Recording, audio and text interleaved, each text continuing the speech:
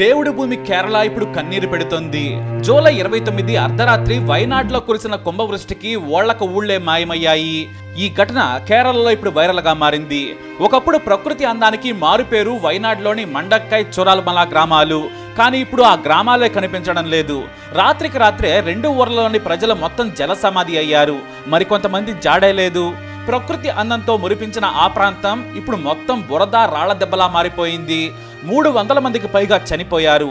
100 మంది ఆచూకీ లేదు. చరాల్మలి చెరువు శవాల చెరువుగా మారిపోయింది. కొత్త బట్టలు వేసుకున్న చిన్నారి చెరువు ఉపరితలాన్నే పాన్పు చేసుకుని నిద్రపోతున్నట్లుగా కనిపించిన మృతదేహం చూసి ప్రతి ఒక్కరూ కన్నీటి పర్యంతమయ్యారు. ఆ చిన్నారి మృతదేహాన్ని చేతిలోకి తీసుకున్న సైనికుడు ఆ చిన్నారి మొహం చూస్తూ కన్నీళ్లతో మరొకరికి అందిస్తున్న తీరుకు అంతా ఏడ్చారు. అంతెందుకు, ఓ మహిళా డాక్టర్ మాటలు వింటే అక్కడ పరిస్థితి ఏంటో అర్థం చేసుకోవచ్చు. నేను పోస్ట్ మార్టం చేయలేక పారిపోదామనుకున్నాను. అసలు ఈ ఉద్యోగంలోకి ఎందుకు వచ్చానా అని మొదటిసారి నాకు అనిపించింది. ఇంతమంది ఒకే రోజు కేవలం ప్రకృతి కోపానికి చనిపోయారంటే నా గుండె తరుక్కుపోతుంది. చిన్న పెద్ద ముసలి అనే వయసు కూడా తేడా లేకుండా మృతదేహాలకు పోస్ట్ మార్టం చేయాల్సి వస్తుంటే మనస్సు తట్టుకోలేకపోతుంది. ఎవరిది పాపం అంటూ ఆ డాక్టర్ ఏడ్చేశారు. బాధతోనే నా మనసు రాయిగా మారిపోయింది. అందుకే నేను పారిపోదామనుకున్నాను. కానీ కష్టంలో ఉన్న వాళ్లకు నా తోడు కావాలి. వారి చివరి ప్రయాణంలో నాకు తెలియకుండానే ఆ దేవుడు వారి బంధువును చేశాడని ఆ డాక్టర్ మీడియాతో అన్న మాటలు గుండె బరువెక్కించాయి. కేరళ వాసుల్లో ఓ గొప్పతనం ఎప్పుడూ కనిపిస్తూ ఉంటుంది. ప్రతిరోజు రాజకీయాలు ఇతర గొడవలతో వేరుగా ఉన్నా కూడా కష్టం వచ్చిందంటే చాలు ముందు వెనుక ఆలోచించరు, చేయందిస్తారు. అదే వారిని నడిపిస్తుంది. కేంద్ర బృందాలు సైతం ఒక రోజు తర్వాత కూడా ప్రకృతి శాంతిస్తే కానీ సాయం చేసే పరిస్థితి లేకుండా పోయింది. మరోవైపు రాజకీయ దుమారం మొదలైంది. మేము ముందే హెచ్చరించామని కేంద్ర హోంశాఖ మంత్రి ఓ డైలాగ్ వేసి ఊరుకున్నారు. ఇటు కేరళ సీఎం కూడా నోరు జారి సారీ చెప్పారు. ఆ తర్వాత ప్రజలకు సాయం చేయడంలో మునిగిపోయారు. అసలేం జరిగిందనేది తెలియాలంటే ఓ వ్యక్తి చివరి ఫోన్ కాల్ ను బంధువుకు చేశాడు. ఆ మాటలు వింటే వైనాడ్ జిల్లాలోని ప్రకృతి బేపత్సం మనకు అర్థమవుతోంది. రాత్రి 12 గంటల సమయం మండక్కై గ్రామంలో నదికి దగ్గరగా ఓ ఇల్లుంది. ఇంటి యజమాని పేరు కుమారన్. ఏదో అలజడి అనిపించింది. బయట జోరుగా వర్షం వస్తుందనుకున్నాడు. కానీ వాన కంటే కూడా రాళ్ల చప్పుడు బేపత్సంగా వినిపిస్తోంది. ఇల్లు కూడా ఊగుతుందా అని భయం వేసింది. కరెంటు లేదు. ఫోన్ చేతిలోకి తీసుకుని లైట్ వేసి చూసి బయటకొచ్చాడు. తలుపులు తీసి చూస్తే ఎదురుగా జోరు వరద, అటు ఇటు నీళ్లే. మధ్యలో తన ఇల్లు ఉంది. ఒకప్పుడు నది పక్కన దూరంగా ఉన్న ఇల్లు ఇప్పుడు 2 నదుల మధ్య ఉన్న ఇల్లుగా కనిపించింది. వెంటనే భార్య పిల్లలను నిద్రలేపాడు. ఇల్లు కూలిపోవచ్చు అనుకున్నాడు. ఏం చేయాలో పాలుపోలేదు. పిల్లలను తీసుకొని బయటకు పోలేని పరిస్థితి. వెంటనే తన స్నేహితుడికి కాల్ చేశాడు. ఫోన్ కలిసింది. నన్ను కాపాడురా, నది మధ్యలో ఉన్నాను, పోలీసులకు చెప్పి తీసుకురా అన్నాడు. అంతే, ఆ సదరు వ్యక్తి వెంటనే పోలీసులకు ఫోన్ చేశాడు. అయితే పోలీసులు తమకు కూడా ఇలాంటి కాల్సే వస్తున్నాయి, మేం కూడా సాయం చేయడానికి దిగాం, స్టేట్ ఎన్డీఆర్ఎఫ్ బృందాలు కూడా వస్తున్నాయని పోలీసులు చెప్పారు. కానీ కాసేపటికే తన మిత్రుడి ఫోన్ మళ్ళీ కలవలేదు. వేగంగా బైక్ మీద పక్క గ్రామం నుంచి అక్కడికి చేరుకున్నాడు. కానీ అక్కడ చూస్తే ఆ సమయంలో ఆ ఊరే లేదు. కన్నీటితో అక్కడి నుంచి వేగంగా వెళ్లిపోయాడు ఆ వ్యక్తి. ఎందుకంటే పోలీసులు ఎన్డీఆర్ఎఫ్ బృందాలు అందరినీ ఖాళీ చేయిస్తున్నాయి. కానీ తన మిత్రుడు, అతని కుటుంబం మొత్తం నదిలో కొట్టుకుపోయిందని అక్కడ పోలీసులకు చెప్పి బోరున విలపించాడు. ఇక ఆ ఒక్కడే కాదు, ఆ ఊరే మొత్తం కొట్టుకుపోయింది. దానంతటికీ కూడా కొంతమంది సజీవ సాక్ష్యంగా నిలబడ్డారు. ఆ తర్వాత ప్రకృతికి భయపడి వెళ్లిపోయారు. ఉదయానికి వచ్చి చూస్తే 2 గ్రామాలు లేవు. మొత్తం ఇళ్ళు కొట్టుకుపోయాయి. అందరూ కూడా శిథిలాల మధ్య చనిపోయి ఉన్నారు. నదిలో కొంతమంది కొట్టుకుపోయారు. ఆ శవాలన్నీ కూడా దగ్గరలోని చెరువులోకి వెళ్లిపోయాయి. రాత్రికి రాత్రి గ్రామానికి దూరంగా ఎత్తుపై ఉన్న ప్రభుత్వ స్కూల్లో వెంటనే కేరళ బృందాలు సహాయక శిబిరాన్ని ఏర్పాటు చేశాయి. ఉదయం 4 గంటలకే కొంతమందిని రక్షించారు. వారిని స్కూల్లో ఉంచారు.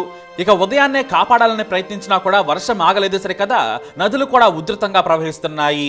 ఒక నది కాస్త 2 నదులుగా చిలిపోయి నానా బేపత్సం సృష్టిస్తోంది. బ్రిడ్జిలు కొట్టుకుపోయాయి. గ్రామాలను నదులను చేశాయి. మధ్యాహ్నం మళ్లీ కొండ చర్యలు విరిగిపడ్డాయి. నదుల్లో పెద్ద పెద్ద రాళ్లు కొట్టుకురావడం వైనాడ్ ప్రజలు మాత్రమే కాదు, రక్షణ బృందాలు కూడా ఎప్పుడూ చూడలేదు. చివరకు 3వ రోజు కానీ పరిస్థితులు చక్కబడలేదు. వాన తగ్గింది.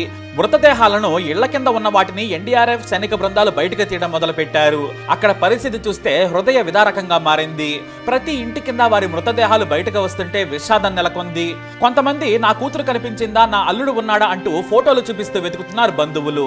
నా మనవళ్ళు మనవరాళ్ళు కూడా చనిపోయారు సార్ అంటూ ఏడుస్తున్న తీరు అందరినీ కలచివేసింది. ఇక దగ్గరలోని ఓ టీ ఎస్టేట్ లో పనిచేసేందుకు 600 మంది వచ్చారు. దేశ నలుమూలల నుంచి పని కోసం వచ్చారు. మరీ ముఖ్యంగా యూపీ, బీహార్, బెంగాల్, ఒడిశా నుంచి వచ్చారు కూలీలు. వారు దగ్గరలోని ఎస్టేట్ రిసార్ట్ లో ఉంటున్నారు. కానీ ఆ రిసార్ట్ కూడా ఇప్పుడు కనిపించడం లేదు. వారంతా ఏమయ్యారనేది తెలియడం లేదు. వారిలో చాలా మంది భీకరమైన వానా వరదను చూసి సురక్షిత ప్రాంతాలకు వెళ్లి ఉండొచ్చని భావిస్తున్నారు. కానీ యజమానులు మాత్రం వారెవరూ కూడా అందుబాటులోకి రాలేదని చెప్పడం విశేషం. దీంతో ఎంతమంది ఈ ప్రకృతి విలయంలో చనిపోయారో తెలియడం లేదు. మరి వైనాడులో అసలు ఏం జరిగింది? ఎందుకు ఈ కొండ చర్యలు గ్రామాలనే మింగేశాయంటే మాత్రం మానవ విధ్వంసంతో పాటు ప్రకృతి కోపం కూడా కారణమంటున్నారు. వాస్తవానికి వైనాడులోని 40% భూభాగం కొండలే. అందమైన ప్రాంతం. ఎంత బ్యూటిఫుల్ గా ఉంటుందంటే టూరిస్ట్ ప్లేస్ కు ఇది బెస్ట్ ప్లేస్. ఇప్పుడైతే టూరిస్ట్ ప్లేస్ కాదు కదా, అసలు గుర్తుపట్టకుండా మారిపోయింది. వైనాడ్ కొండ ప్రాంతాలను చూసి హాయిగా అన్నం లేకుండా బ్రతికేయచ్చు అనేంత బ్యూటీగా కనిపిస్తూ ఉంటుంది. కానీ మరేమైందంటే మాత్రం మనుషులు చేసిన తప్పిదం మొదటిది. ఎందుకంటే క్వారీయింగ్ ఇక్కడ పెరిగింది. టీ తోటల కోసం కొండలను 2 దశాబ్దాలుగా లెవెల్ చేస్తున్నారు ప్లాంటేషన్ ఓనర్లు. ఆ తర్వాత టూరిజం కోసం, గ్రామాల కనెక్టివిటీ కోసం కొండల మీద రోడ్లు వేయడం, ఆ తర్వాత రోడ్డు వెంబడి అడవులను నరికి కబ్జాలు చేయడం చేశారు. ఆ తర్వాత మోనోక్రాప్ ఫార్మింగ్ తో పాటు జియోగ్రఫికల్ గా కూడా అక్కడ సమస్యలున్నాయి. ఇవన్నీ ఎందుకు కారణం అంటే అక్కడ కొండ ప్రాంతం యొక్క గట్టితనాన్ని దెబ్బతీశాయి. కొండలను లెవెలింగ్ చేసి టీ, రబ్బర్ ప్లాంటేషన్ చేశారు. అప్పటికే 2019, 2022లో ఈ ప్రాంతంలో కొండ చర్యలు విరిగిపడ్డాయి. ప్రాణ నష్టం కూడా జరిగింది. అయినా సరే ప్రభుత్వం కానీ ప్రజలు కానీ మారలేదు. స్థానిక మీడియాలో ప్రమాదకర పరిస్థితుల్లో వైనాడ్ ఉందని హెచ్చరించినా కూడా ఎవరూ పట్టించుకోలేదు. ఇప్పుడు ఏం జరిగిందనే దానిపై ఒక్క మాటలో చెప్పారు ప్రముఖ సైంటిస్టు ఎంజి మనోజ్. ఇతను advance centre for atmospheric research centre లో పరిశోధనలు చేస్తున్నారు. ఈ కొండ ప్రాంతాలపై సాయిల్ పైపింగ్ ప్రభావం వల్ల కొండ చర్యలు విరిగిపడ్డాయని చెప్పారు. అంటే కొండ కింద ఉన్న నెలలో వర్షాల వల్ల భూ పొరల మధ్య శూన్య ప్రదేశాలు ఏర్పడ్డాయి. వర్షం పడినప్పుడు ఈ గాలి ప్రాంతంలోకి మట్టి చేరినప్పుడు జారుతాయి. దీంతో కొండ చర్యలు స్టెప్స్ గా విరిగిపడుతూ ఉంటాయి.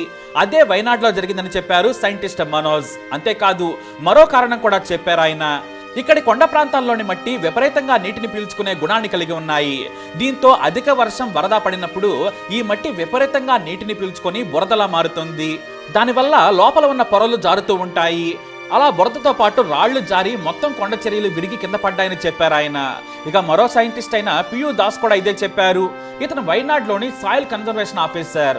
కొండలపై ఉన్న మట్టి విపరీతంగా నీటిని పీల్చుకొని మట్టికి రాళ్లకు మధ్య ఉన్న బంధాన్ని బలహీనం చేస్తాయి.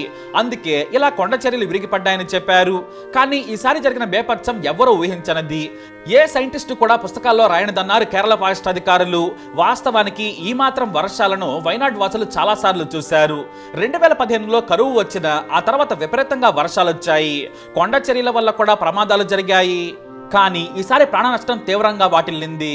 దాదాపుగా 12 గంటల పాటు కుంభవృష్టి, అది కూడా చాలా రేరుగా ఏర్పడే న్యాక్సిసెంట్ మేఘాల కారణంగా కుంభవృష్టి ధారలా కురిసింది.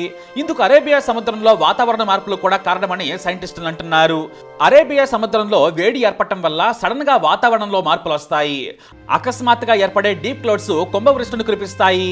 ఇవే వైనాడ్లో మానవ నష్టానికి, ప్రకృతి కోపానికి కారణమని చెప్పారు సైంటిస్టులు.